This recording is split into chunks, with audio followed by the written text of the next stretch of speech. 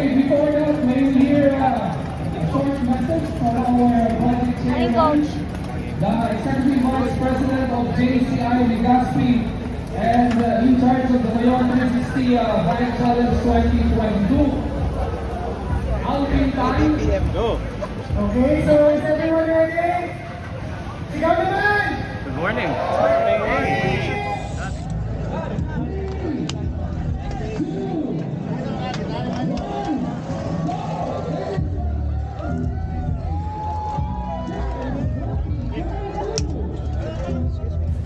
And the race officially started. Well, it's not a race, it's a fun ride. But there is a separate category that if you want to go fast or you want to just make fun of speed, there's a group that goes out first and then after everyone else. So this is the first group of people who are released earlier than usual. It's 5 a.m. in the morning, it's still dark, and we're off downtown Legazpi. With me is Nikki, just behind me, and this is kilometer zero. So the whole ride will be 80 kilometers long. It's supposed to go around Mayon volcano. That's why they call it Mayon 360. So Nikki is behind me. We could not find Tommy and Ono. Ono and Nikki are our CRZ newbies, and this is part of their continuing program of what we call race apprenticeship. It's an experiential program where you learn the tricks and strategies of organized events. This particular event is for cycling, so we want to show them how to pace, how to manage your power, how to manage the climbs. So you're gonna see the whole thing here on this particular video. Tom, I don't see you in front.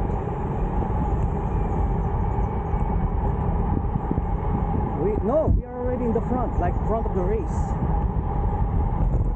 Yeah. Come on. Tom's like wiggling around, I don't know why. Okay, let's go.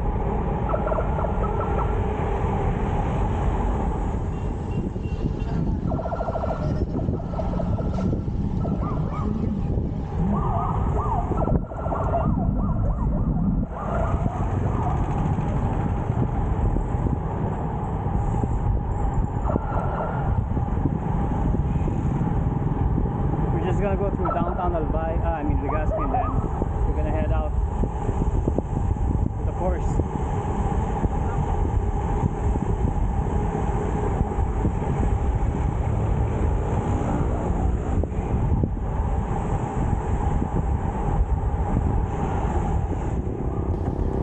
As soon as we reach the outskirts of the city and the road started to open up, everyone started to accelerate. Everyone was included: mountain bikes, road bikes, time trial bikes, triathlon bikes, and all we had to do was to start catching up. As soon as Tommy and Ono found their way, lagging behind, finally they were able to catch us up. So as soon as the whole train engaged, we started the speed rolling. So this particular part of the event, or in any race, is you have to manage your power and speed. You just roll with the Peloton for a moment. This is a short climb, so everyone's just taking their time trying to climb on their manageable gears. We have a mix of men and women on the Peloton, and since nobody is really accelerating yet, so we're just gonna go with the flow, try to feel the vibe of the entire group. Hats off to our female riders who are doing the same course as the men are doing. Not shorter, not any easier, same toughness. So yeah, a lot of women right now are into active sports, and they're doing particularly good, very good. And you can really see how their posture and form, the way they're pedaling, the way they're riding their bikes, these are not newbies anymore. So we just follow the whole Peloton as they go along the first initial climbs, exiting the city. Tommy is just behind me. Behind Tommy will be Ono. Behind Ono will be Nikki. And their specific job at the moment, for now, is just to observe and study what gearing are we using, what speed and effort is required for every stage of the race course, because the race course is unpredictable. So there's no one posture, one set of speed or cadence. You have to adapt based on what you see. So now people start to roll, daylight starting to come out, the roads are starting to clear up. We were very lucky, it was overcast, and as soon as we see that there's a split in the front, we decided to just overtake on the left side of the road. It's still a climb, so people are still climbing. We see some of our friends here standing up because it's not really steep but a little bit more challenging, and we overtake politely on the left side of the road, making sure that everyone sees us. And if you notice, we just stay seated, because when you stay seated, you tend to well, you can save a lot of energy, because when you stand up, you have to activate the back muscles, the arms, a lot more muscles just to keep on going. So here you would notice that the way we ride, because we don't have enough mileage, just because we have some other responsibilities to do at home, roof on our heads, food on our table, so we can't really have the luxury of having a lot of mileage. So what we do now is just to figure out a way how to produce the same speed as everyone else at a manageable effort. So we are now just approaching the last rough stuff of the race course before heading off to the wider roads, going towards Tobacco. Ono here is just shadowing Tommy. Tommy's job at the moment is just to take a rest. I'll take the lead, making sure that everyone gets up to speed. It's very important that when you have a whole group behind you, you have to set the tone from the start. You have to set the tone that everyone just stays relaxed and calm. One of the major things that newbies tend to not focus on is anxiety. Anxiety is the one that gets you nervous, makes you do stupid mistakes, makes you do decisions that you may regret later, like attacking, etc. You see me always looking backward, just making sure that the boys are there. Communication is key. The two guys over here are some of the best riders in the group. As soon as we start getting you can say, the feel of it, everyone's heart rate starts to stabilize, everyone's psyche starts to be, you can say, calmer. We start rolling the gears. We decided to stay in front now, just to set the tone, because we have a lot of good riders in the Peloton who are expected to attack, because this is their home turf, and that's expected of them.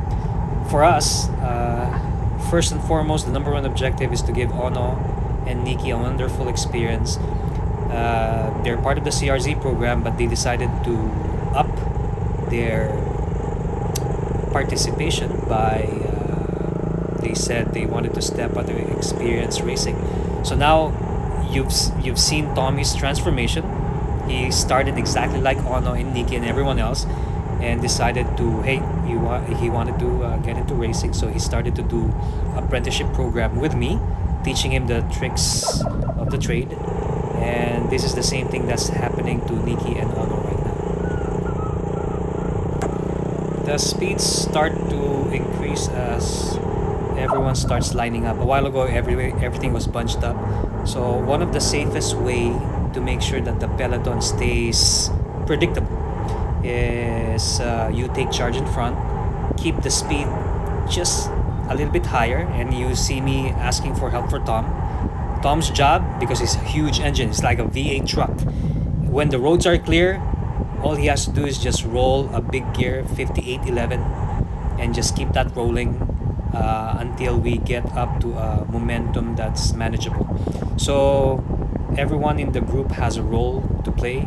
I do the role of setting up the tone and general strategy and speed, and the required effort. And then when I need help, this is when Tommy comes in. Ono is not there yet because Ono is still learning the tricks of the trade. Same with Nikki. They have the entire year to experience this, make all the mistakes so that by next year they could have proper roles in racing.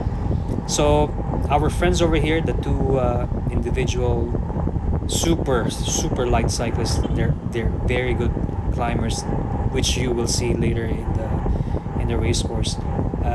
We just have to shadow them. Tommy's job is just to shadow them until we think that it's comfortable to overtake on the left, because what makes the effort a little bit, you can say you get more tired if you accelerate, decelerate. We make a right turn here, and this is the start of the wide roads, and this is where everything is expected to explode because the climbs start biting here. The climbs go from 5%, 6% all the way to 10% gradient. It may not sound much, but you know, with the volcano looming in front of you, this effort start biting. So Tommy here is just carrying a heavy gear, so I have to tell him to get an easier gear because this is already the start of the climb. It's not really that steep, but steep enough to make the legs get tired. Everyone's strung out at the back. We catch them on the flat. We just have to set the pace here. We don't mind setting the pace, and everyone else is can wait. Can draft behind us. We don't mind.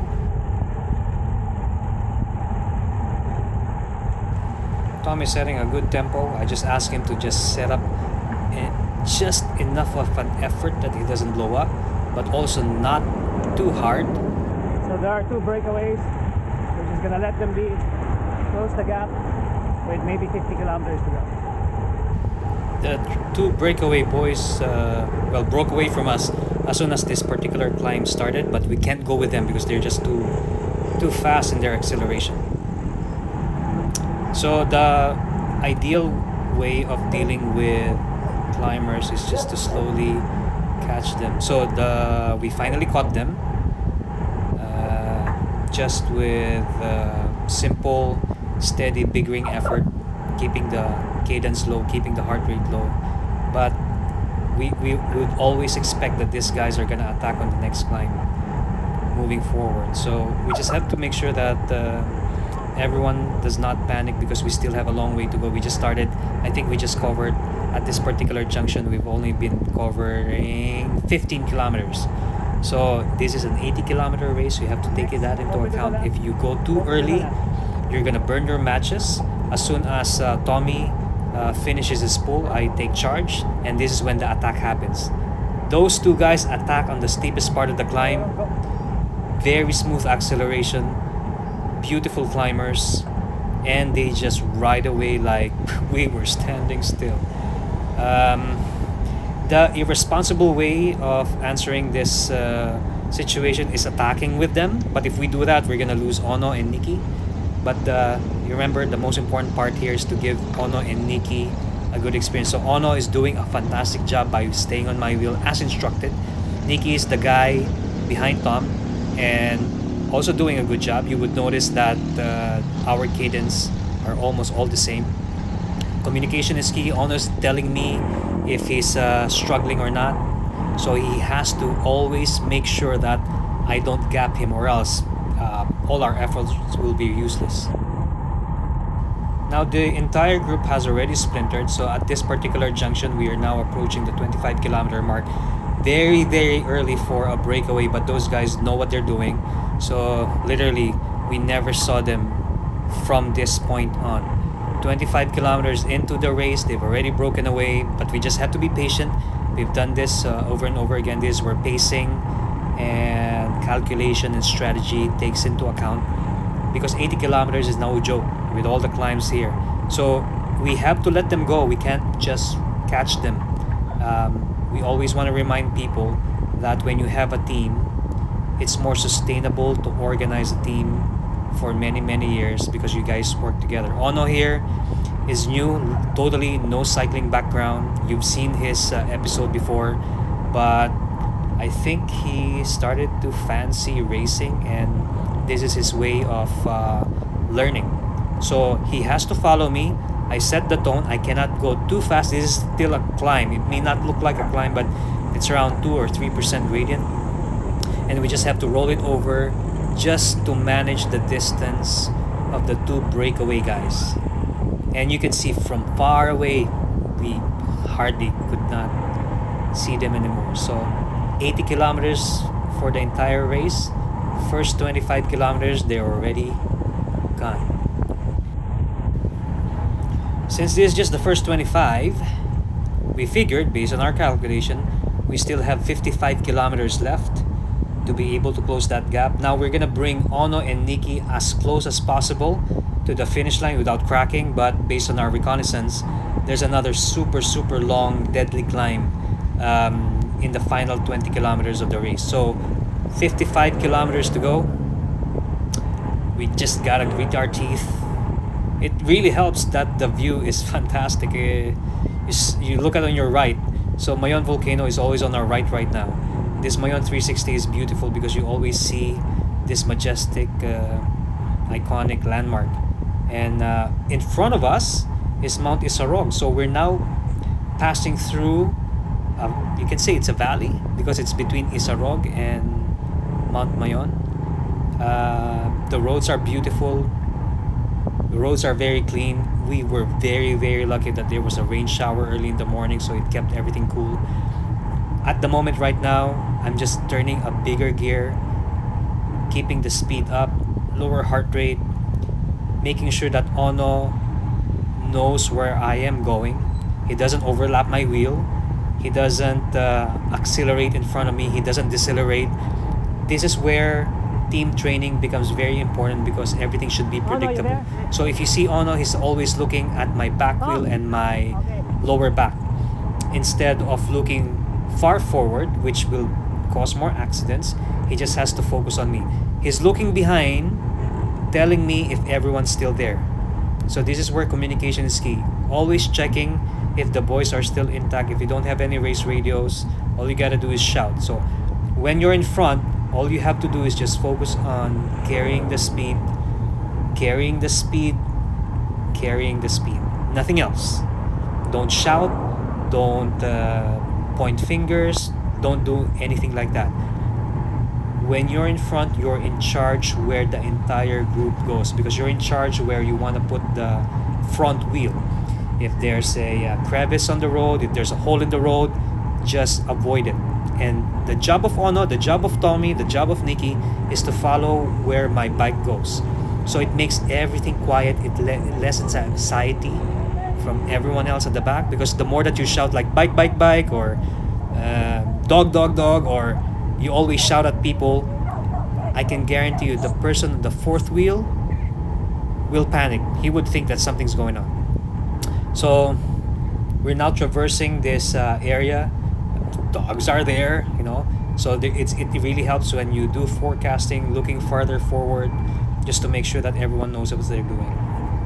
So we just roll it, and hopefully we start seeing the breakaway group soon. But now our objective is just to bring Nikki and Ono as close as possible to the finish line without cracking.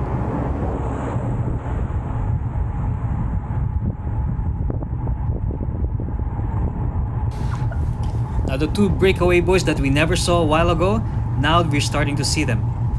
It's very encouraging that our steady speed is starting to close that massive gap. Again, we cannot just accelerate immediately just because we're excited that we've seen them. We still have to manage our speed. Ono here, obviously starting to struggle because this is the start of the climb, and you see the two boys in front, our breakaway companions. They're standing up again, accelerating as soon as they saw us, and that's just part of racing. Now you just have to decide if you want to kill your teammates or you want to take care of them and stay with them. Ono is starting to struggle, you can see from his body language. Tommy is also starting to struggle, trying to catch his gear. And when this happens, all you have to do is just shout at your team leader or whoever is pacing in front. Just tell them if there's a gap, and then we're going to slow down. Now, it's more important to have the team together. And unfortunately, we were so close to catching the breakaway, we just have to let them go again.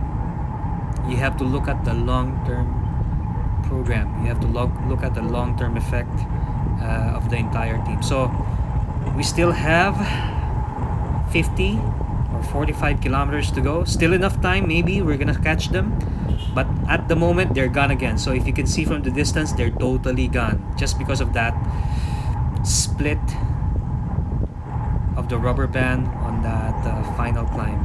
Although we can still see them if you focus your eye in front of us, those two dots, they've increased their lead again. And we expect this lead will just balloon some more because this is a climb that would last, I think, for 3 kilometers. And the gradients are not really in favor of Honore and Nikki. The gradients go up to 8%, 9%. I think there was a point where it was a 10% gradient climb. So we just have to be patient and hope to bring Honore and Nikki closer to the finish line. Not this early. If they get dropped this early, it's going to be a disaster for the entire team. Our goal today is to bring these two boys closer, have a fantastic race experience, and whatever happens, happens. So we still have 45 kilometers of racing, and usually based on strategy, the final 20 kilometers is the snap point. That's when you have to grit your teeth and start doing, flat out time trial effort. So that's the objective of Honore and Nikki, just to get to that point on the 20 kilometer mark. Because as soon as the 20 kilometer mark goes, we gotta go. Like when we say go, you really have to go. So Mayon volcano is behind us now. We're approaching Tobacco City. And once you reach Tobacco City, it just means that you're really, really close to the finish line. This is still a climb, and you can see the plains below us. Tom, what's the gradient? 9%. 10%? Okay. And the boys, the breakaways, gone. Totally gone. Again, kudos to those two guys. They're really, really strong. Honore and Nikki are not seasoned climbers yet. So with this 10% climb, we just have to nurse them. One of the reasons why we want to stay with them is the psychological intervention. There's a huge contribution when you encourage your teammate or your students or anyone around you. When they're following a wheel, they can get more out of what they're doing because it's more of a mental challenge rather than physical.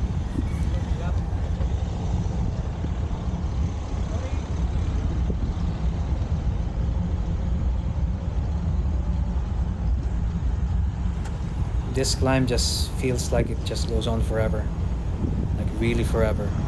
And well, you just have to roll it slowly but surely.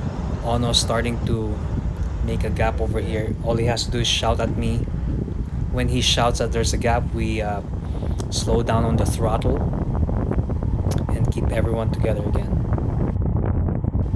Well, luckily we reached the summit of that super nasty climb together with Ono and Nikki again. And this is when Tom takes charge because this is his, you can say, terrain. Being a big engine, he can just roll 5811. And at this moment, I think we were going around 45, 47 kilometers per hour. Ono, tough job, but he's doing it well.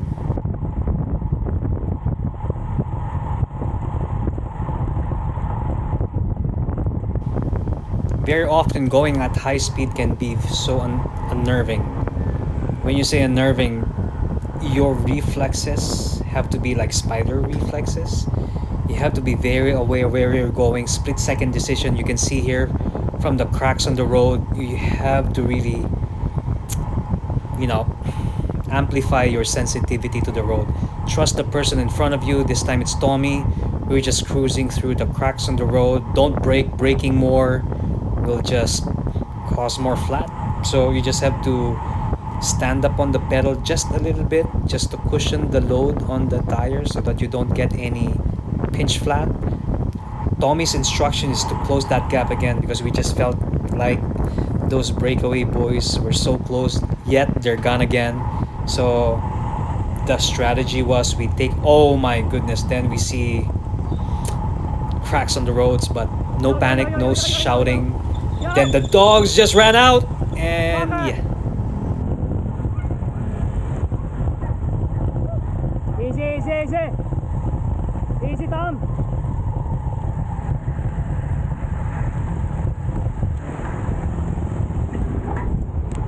Nikki. Okay, let's go. Stay close, stay close, stay close. Come on. They're there. They're in front of us. We gotta chase. We gotta chase.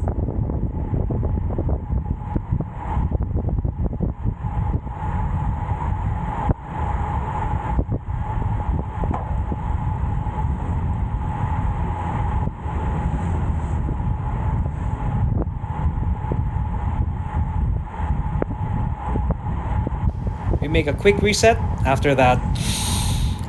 Nerve-wracking experience, and we make sure that everyone is back on their feet and on their wheels, and we start time trialing again.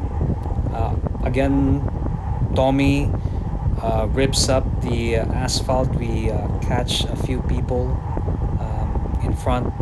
We just have to keep this pace going. When you reach the city center, you have to look further more than usual. You just have to see where the tricycles are going, if there are pedestrians coming up, dogs, trucks, people crossing. You just have to check that out all the time.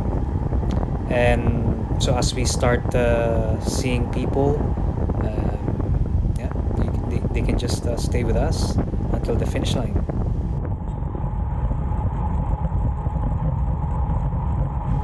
We now reached Tobacco City, and I know it's going to be a little bit of nightmare here.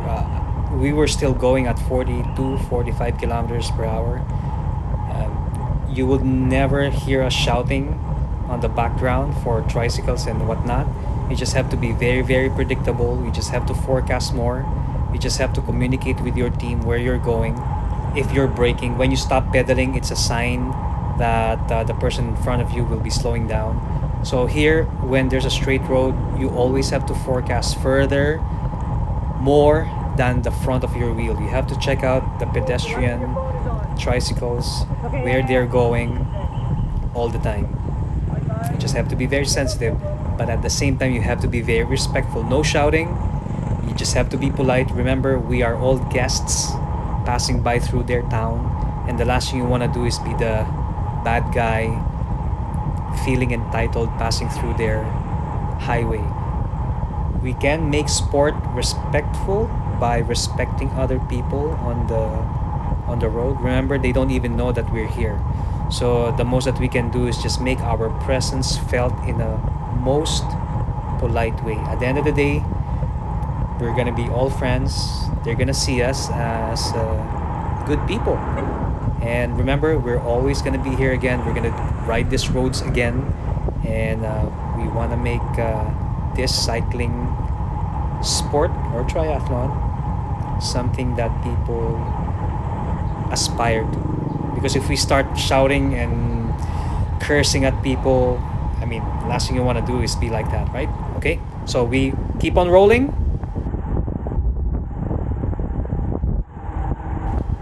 With 30 kilometers to the finish line, we give Honore a roll. So this is his debut roll, his cameo. So we just wanted him to experience being in front and bring us through the first climb of the day. So huge effort for him. His instruction is don't blow up, just manage the speed, manage the torque. Listen to my voice when there's a gap. I'm gonna tell him when he gets tired, all he has to do is just swing to the left. So all you gotta do is just keep rolling a very steady gear, lower your heart rate, focus on your torque, and then the moment that you're tired, don't be afraid or don't be shy to ask for help. There they are. So Ono is doing a very, very good job. This particular road, I remember, was 2% gradient. It's not flat.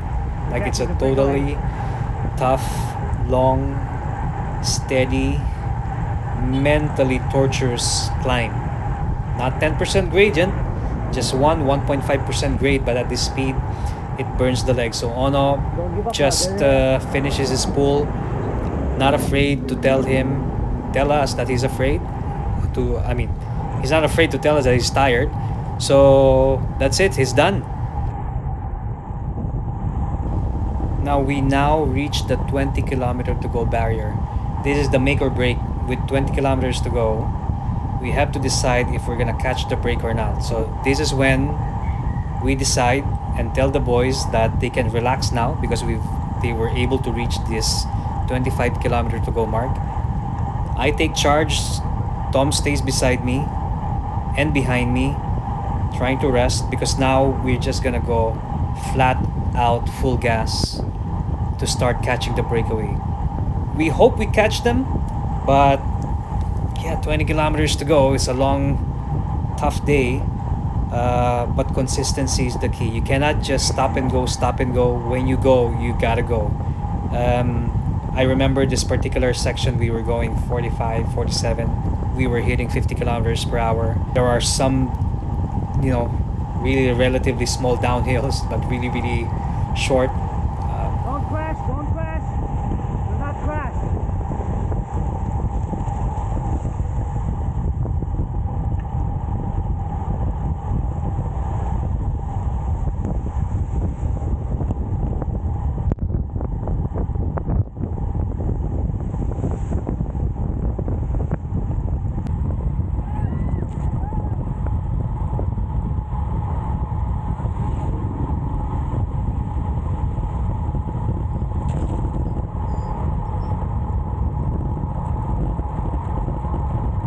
This effort took forever.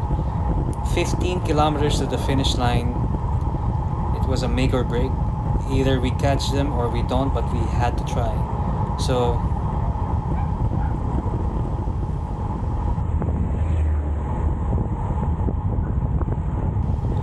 somehow we had to admit we started to panic because when we started hitting 10 kilometers to go and we still could not see them, it was easy to give up, but we're already here. Tom is still there, so I still have a backup if I needed to take a rest. So Tom is just resting as long as he can. I have to drive the speed from 48 to 50 kilometers per hour. It really, really hurts. The lactic acid starts building up on your quads, but sometimes this is what it takes to close gaps. This is when posture becomes very important. This is when your body language becomes very important. This is when biomechanics becomes very important, because then even at high speed, even when it starts hurting, you can start choosing which muscles turn on or turn off and be able to recover certain muscles even at prolonged effort.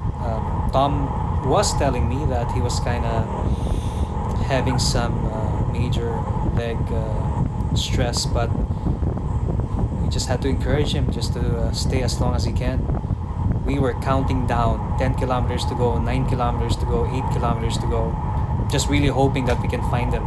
So this stretch of roads were very, very, you can say, sketchy, but we were always lucky to have the motorcycle marshals, our very hardworking policemen. There they are, always guiding us from start to finish, and we're very, very thankful for keeping us safe. Tom and I just keep the speed going relentlessly. We had to take some risks in some of the traffic section. We had to overtake some tricycles. Kind of sketchy, don't do this at home, but sometimes we've been doing this for a long time, so it helps when you get to ride as a team, because you get to predict what's happening on the road. Tricycle drivers, if they're gonna swerve left or right, but don't do this on an ordinary day.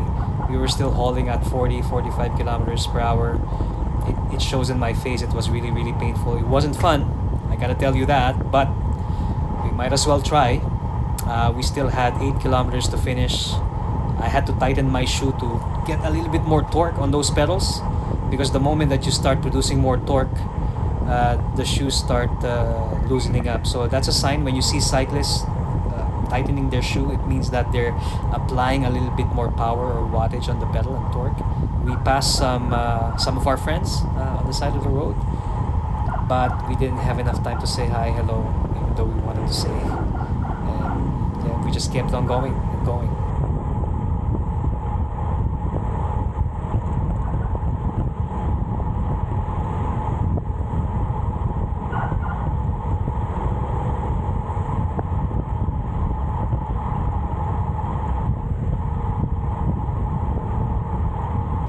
Since Honore and Nikki are done with their assignment, which was to survive the final 20 kilometers, and we expected that because of that long climb. Since they're not there anymore, now we can do exactly as we planned. Before the event started, with 20 kilometers to go, we had to really go all out. This is when time trialing becomes very useful, especially time trialing with your friends. Tom kind of gaps a little bit just because of some cars and jeepneys. You have to have enough space to brake. So Tom's smart enough to give me a little bit of a space. Don't do this at home, boys. But we were on panic mode. We were approaching the boundary of the city, and we knew that if we get to the city and we still don't see them, it's game over. It's pack up your bags and go home. So we were on panic mode. Tom, starting to feel that rubber band. Third guy on the wheel had to snap the rubber band. Tom is just really tough mentally, so even though he's already hurting, kudos to him.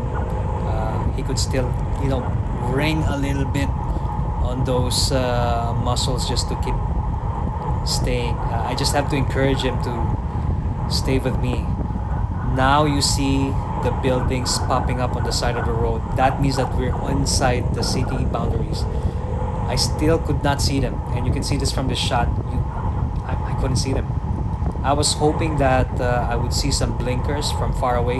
The blinkers are a visual cue that the breakaway is within visual distance. When it's visual distance, it means that they're really close, and this is when I asked Tom, if you're gonna crack now and die now. So Tom helps me just a little bit, puts a little bit of speed in. We were inside the city boundary, and at this point we had to see them. We had to try. I mean, there's no harm in trying, but it requires a lot of teamwork, a lot of coordination, a lot of synchronized moves, a lot of trust. You just don't give up. And when Tom is done, all you gotta do is just swing on the left side of the road. But that time of me being behind him and resting is more than enough to give me an extra boost to continue the pace. So I'm just letting Tom bring out 45 kilometers per hour, 47 kilometers per hour. As soon as he blows up, all he has to do is just swing on the left side of the road, which he does now, and then I continue. He said he's done, but I said no, he just has to hold on. But you'll notice here, as soon as I check the front of the road, we see the blinkers. And I started smiling because that's them. So just within the horizon, we will start seeing them, and I just had to close that gap. Tom decided that the speed was a little bit too much for him, but I figured if I catch this breakaway, I can go to the front, slow them down, psychologically or mentally intervene, and hopefully that's when Tom can catch up. And this is them. Miraculously, we got them.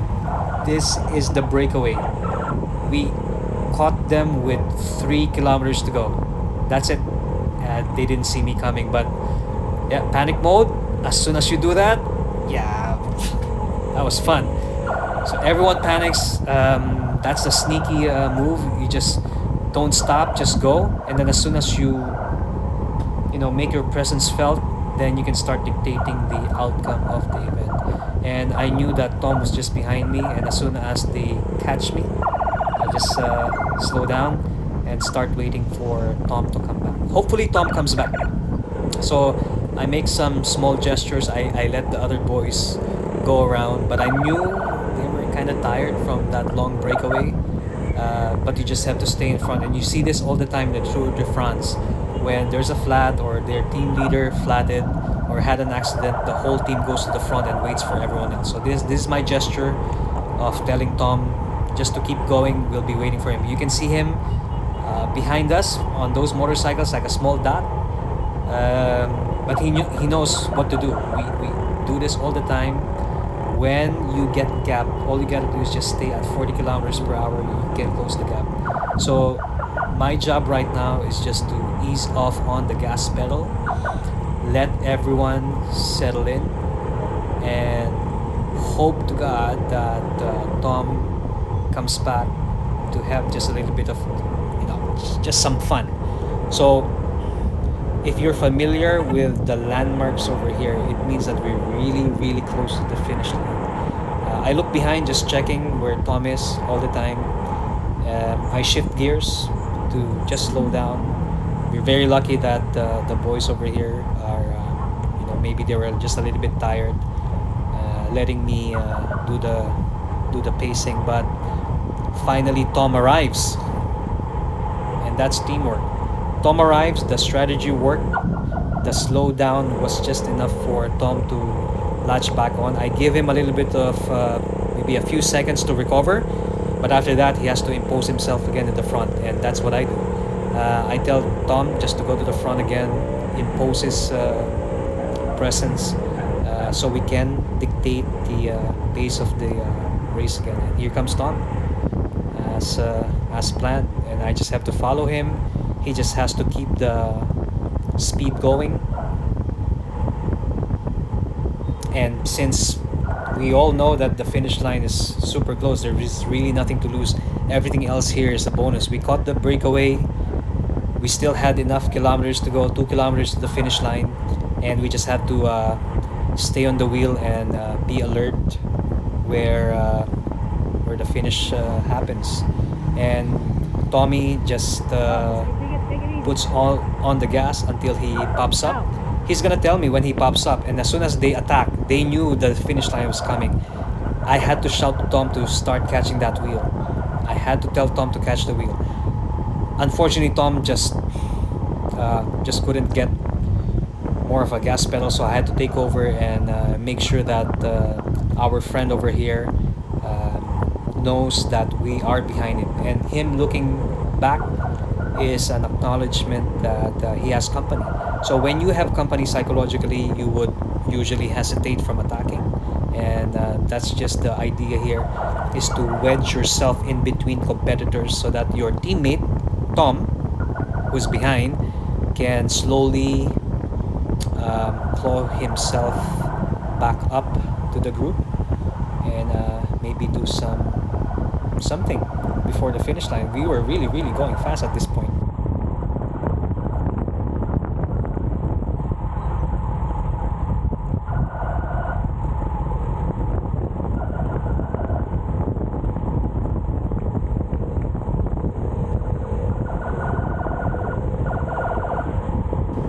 The situation started to get really tense. Everyone knew where the finish line was. Every landmark that you pass by brings back that mental cue that it's gonna happen. So we were just waiting for anyone to start attacking. I was still hoping that Tom would come back. You see him from that shot that is just behind us, and his job is to be the joker of the peloton, surprise everyone if he can do something about it. So we're just gonna wait for Tom to re-engage. There he comes. He's on my left side at the moment, and on cue he's gonna attack just to startle everyone, because this is when you want to surprise your group when everyone else is dying already. And there he goes. The moment that he goes, our friend, that was a good jump. Our friend over here hesitates, couldn't close the gap, and he's done for the day. And Tom is all on his way to the, there you go, that's the finish line. Tom has a gap, a major gap, and we just had to leave all the others behind. In front of us is the Legazpi Park. There's Tom, he's done. There's the finish line. We can see that landmark. We have one of our friends here behind us pacing. There it is.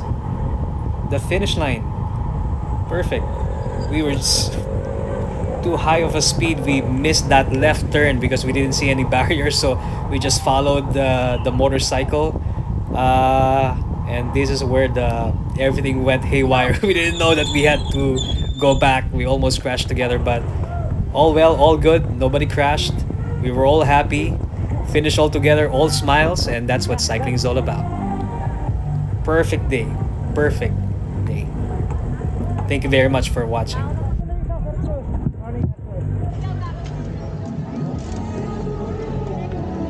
Grazie. Thank you. Oh, that was good. Good morning, all finishers. First, 4-hour race is about have your po sa kanilang booth. Now yung mga Nice workout, huh? gusto mag-inom. That's them. Nice workout.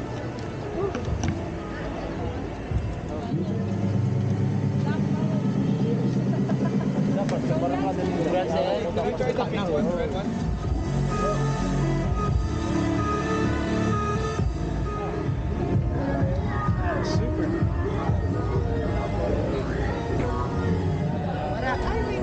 Black man boat, oh. Oh yeah, number mo ba yan? 348. Hindi naman yan 348. Ano lang lalo yung finish na something. Who's Batman? Yes. Who's Batman? Rolling Bison. That's Robin's partner. See and how.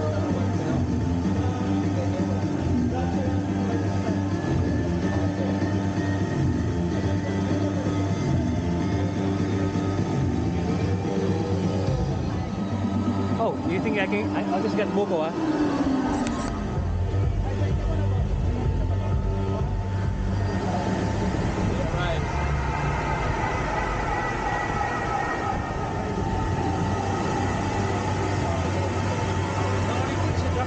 Yung mga finishers po natin, may available tayo dito na water, saka a bottle of Bukhara Sweat, care of the Bukhara Sweat.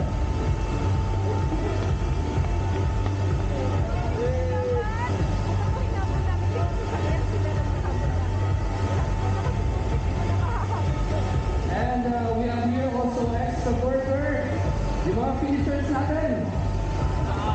Ano na yan, yung burger dito? Be below 70 na. Sarap siya guys. Steady lang. Hindi kasi kulang na yung time. Napon ka na. Oh, so that's nice, me? so cute. That's for me? Thank you very much. Mas natin yung Thank you. top 3 sabi niya ko. Top 3 hours. What else is that? You know, when we were going downhill, I was like, wow.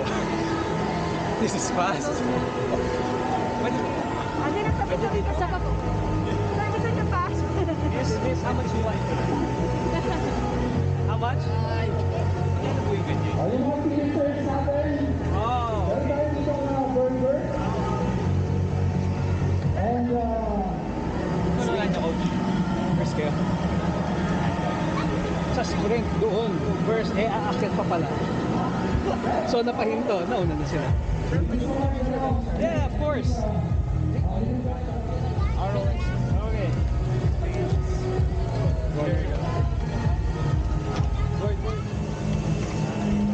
Hey, here we go. Bike Challenge 2022.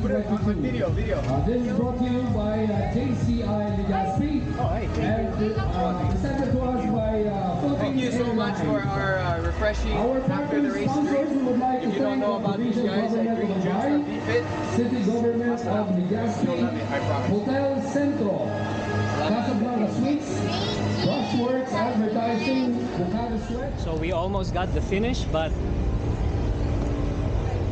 yeah, we had to follow the motorcycle. So well, almost got the finish, but it was so much fun doing the event.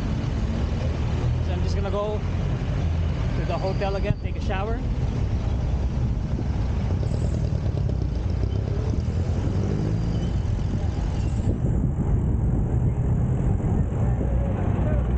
So we didn't know that was the finish line.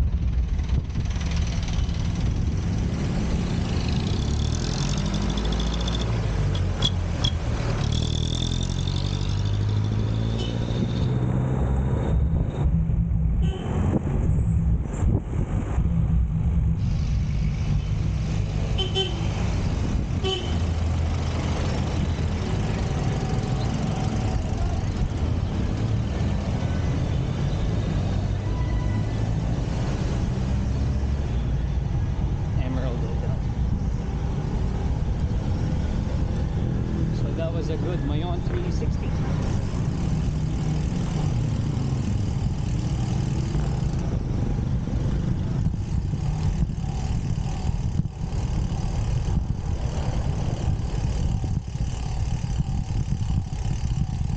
You're wearing CRZ. Of course. Uh-huh. Very perfect. Ah, look at that. Okay. Where's Tom?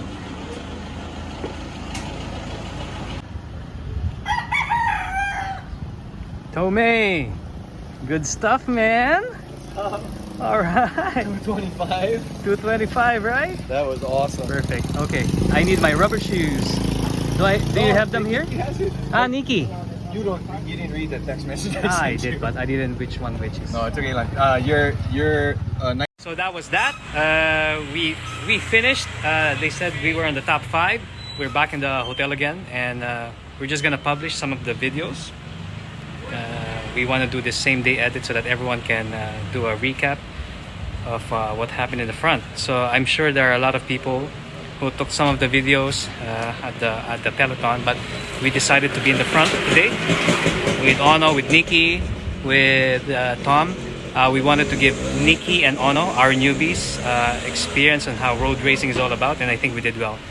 And the final 20 kilometers, we decided to make a chase, and we successfully chased the breakaway, and 3 kilometers of the finish line we closed it, so we're very happy about that. 3 kilometers of the finish line, just like a script. Watch this, it's going to be super fast exciting. Okay, bye. Okay, so we're finally done, back in the hotel. Whew.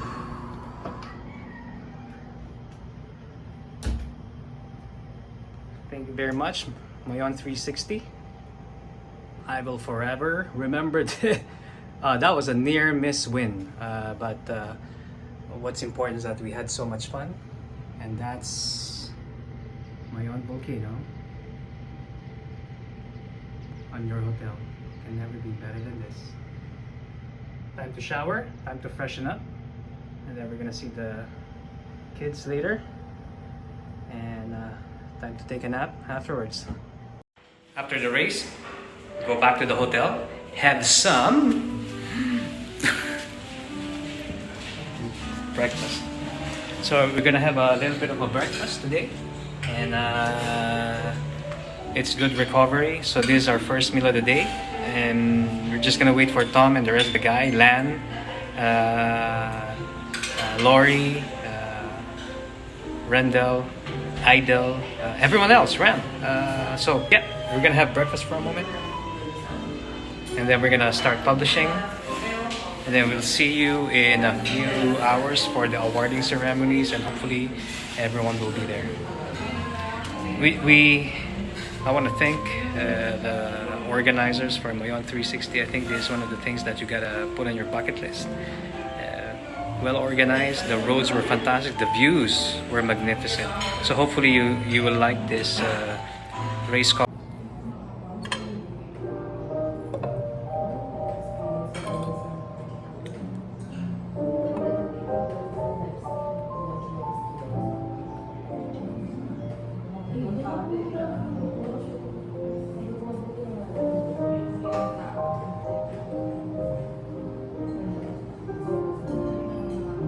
We're just gonna start uploading so you can watch the highlights in a moment. Okay. The boys are back. The boys are back while editing. Nikki's back. Another race experience under the belt. I'm just getting Nikki's breakfast for him. Tommy's here. So while we're waiting for everyone to finish, we're just gonna have like a fun race debriefing if these two boys learned something today. And I think we did a textbook. We were able to catch the breakaway 3 kilometers to the finish line, right, Tom? Yep. Good job, 3K. man. 3K to go. Yeah, okay, let's continue editing.